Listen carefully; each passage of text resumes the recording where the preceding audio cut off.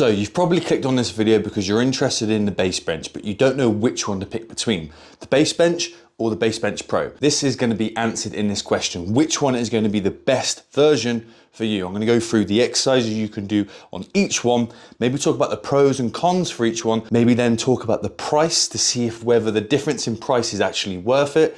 So you at the end of this video can decide and come to the conclusion which one is the best version for you. Let's get straight into the video. So maybe you've seen my previous videos, maybe you've watched other videos and you come to the conclusion you're looking for an at-home calisthenics leg piece of equipment and you've boiled it down to the BaseBench, but you're not sure which one to invest your money into. I've done a more in-depth review on the BaseBench itself and the BaseBench Pro, so I highly recommend at the end of this video, if you need a little bit more information on each one, to go and check them out. There will be links down below, but I'm gonna briefly talk about some of the pros and cons for each one and then how they stack up, and I'm gonna then give you my final thoughts on what I think is the best one between the two, and sort of give you a little bit of information that can maybe possibly help you make a decision.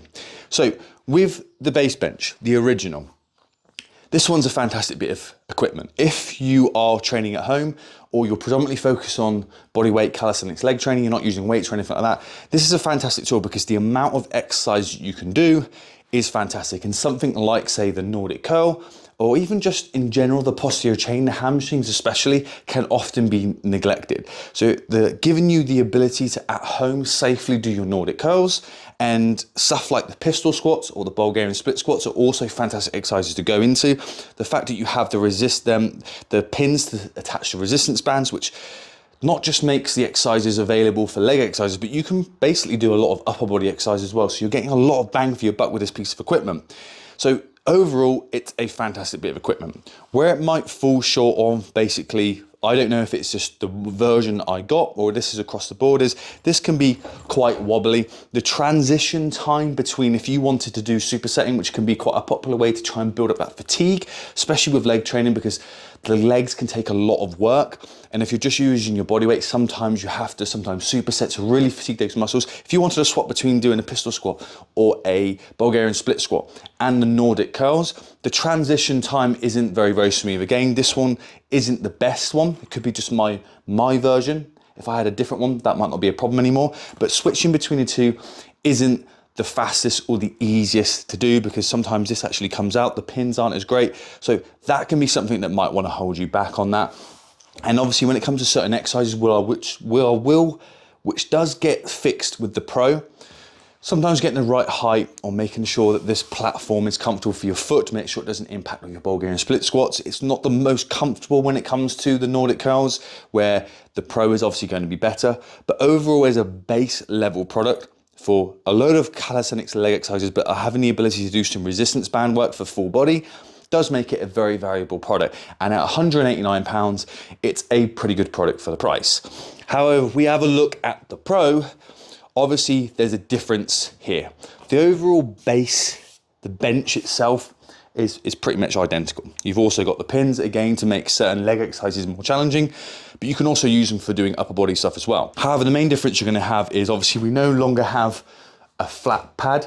We have two rotational ones, but only one of them is height adjustable, where this one, the whole platform was height adjustable. This one, it's just a lower platform. So this one is predominantly focused on doing your Nordic curls. So I think they realized that the Nordic curls on this one, while it works, it's not the most comfortable experience. This one is far more comfortable.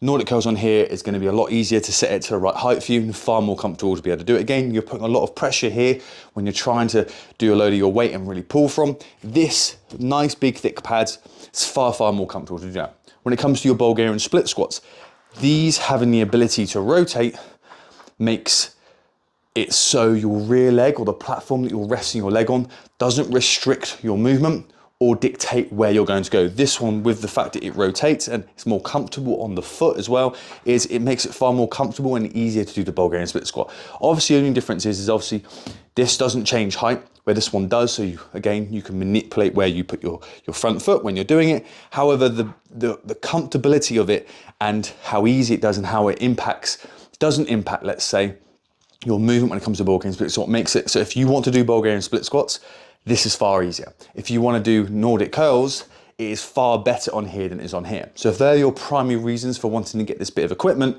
this one is going to be hands down better. The other thing where this one's going to shine is you can change the height of this one and have it set. And obviously then this one's for your Bulgarian split squats, meaning you can superset these very, very quickly and easily. Where this one, there obviously is a transition time between having to do them. That might put people off. This one is a far smoother transition. When it comes to doing pistol squats, if you are wanting to do them, this one is probably going to be the better one. The fact that you can change the height, depending on your mobility, depending on your strength, but also actually on your confidence to do the movement too, this one's gonna be better because you can change the height and obviously you can lower it down as you get more confident, better mobility, get stronger. You can do that with here. You could technically do it, but there isn't a height adjustability. And obviously some people might be a little bit uncomfortable, confidence-wise, or maybe even safety-wise, to sit back on these because these obviously move. That can be something that might put someone off. So depending on which movements within the overall one you are more focused on, you might find one's better than the other. Like I said, the actual pad itself is the same. You still have the access to the pins. This one's a little bit more comfortable, I think, for doing the bridging.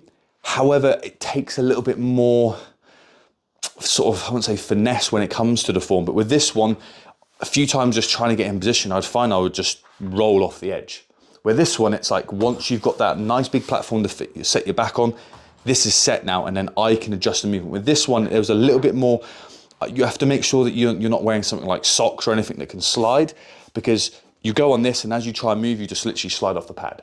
So I do think in a lot of cases, it's going to be easier to do bridges on this because this platform doesn't move. It's nice and wide to set your back, and then you adjust your feet or your movement how you want to do it. You can even do it in socks if you want. With this one, I just kept sliding off until I got to a more comfortable, more set position, then I can move it. But again, some people might find it more comfortable on here because that ability to move, you might find it less restricted with movement. But again, you can't change the height, where this one you can. So that might play into it depending on which one you want to go for. So obviously when we're looking at the prices, I'm talking about in the UK. I'm not sure what the prices are in America, but in the UK, you have to factor in that there's going to be a customs and import tax added onto it. This one's 189, this one is 229. So there's a difference of £40 there.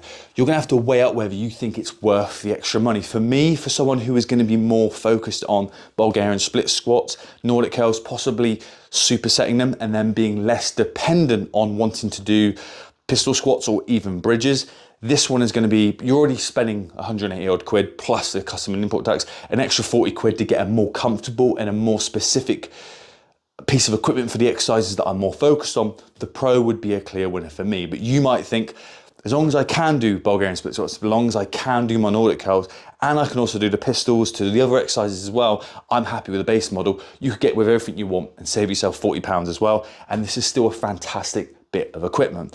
But let me know down below which one is going to be the clear winner for you. What are your goals? What would you be using this for? Which one is going to make you go from one to the other? Any specific exercises, or is it just purely down to financial things that are going to make you pick between the two?